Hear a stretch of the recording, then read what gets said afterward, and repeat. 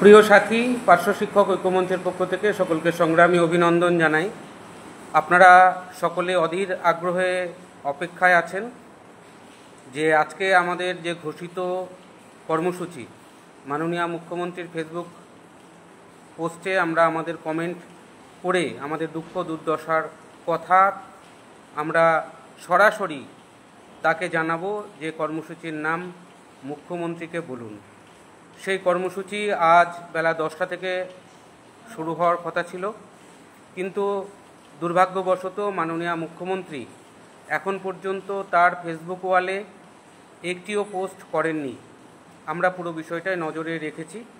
ঠিক আমরা চেয়েছিলাম যে তার যে আপডেট পোস্ট হবে আজকে, সেই পোস্টেই আমরা আমাদের যন্ত্রণার কাহিনী আবেদন আকারে তার কাছে আমরা জানাবো।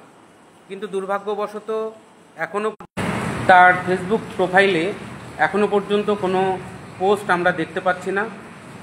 যেটা আপনারা একটু ফলো করলে দেখতে পাবেন, গতকালও 3টে পোস্ট হয়েছে, তার আগের দিনও পোস্ট হয়েছে, তার আগের দিনও 3-4টি পোস্ট হয়েছে। অর্থাৎ অ্যাভারেজ উনি প্রতিদিনই কিন্তু 4-5টা করে পোস্ট ওনার প্রোফাইলে থাকে।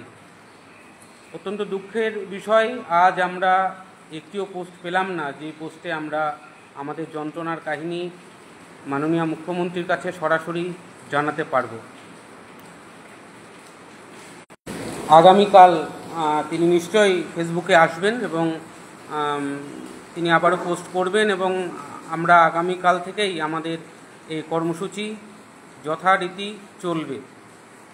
আজকের মতো অত্যন্ত দুঃখের হলেও আমাদের মেনে নিতে হচ্ছে, আজকের মতো আমরা আমাদের এই কর্মসূচি স্থগিত করছি।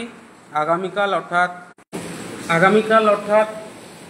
10ই জুলাই, 10, 11 এবং 12 তারিখ আমরা এই 3 দিন আমরা আমাদের এই কর্মসূচি করব। আশা রাখবো আগামীকাল নিশ্চয় এরকম ধরনের ঘটনা ঘটবে না।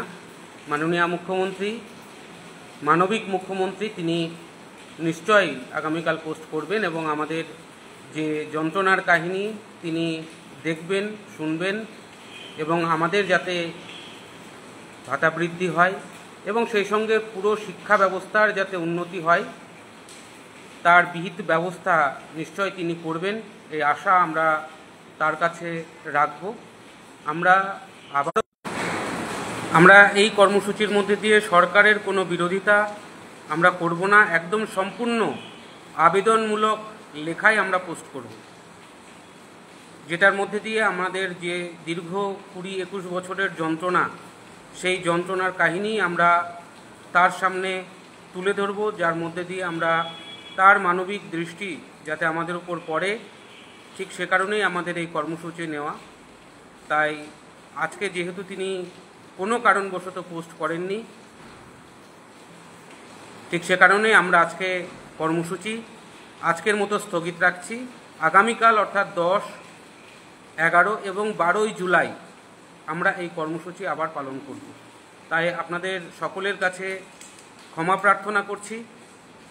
আপনারা আশা করি সহযোগিতা করবেন, এবং আগামীকাল থেকে আমরা মুখ্যমন্ত্রী পোস্ট করলে আমরা সেই পোস্টের লিঙ্ক আপনাদের কাছে দিয়ে দেবো আমাদের ফেসবুক গ্রুপ এবং হোয়াটসঅ্যাপ গ্রুপগুলোর মাধ্যমে।